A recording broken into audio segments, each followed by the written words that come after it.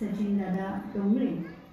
येताना प्रवासामध्ये ज्या एका युवा कलावंताची आमची ओळख झाली, गप्पा झाल्या, असा तुमच्या सर्वांमधलाच युवा कलावंत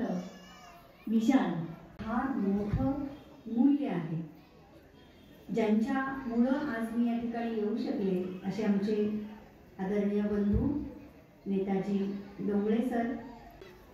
एक उगवती पिढी ज्यांना आपण म्हणू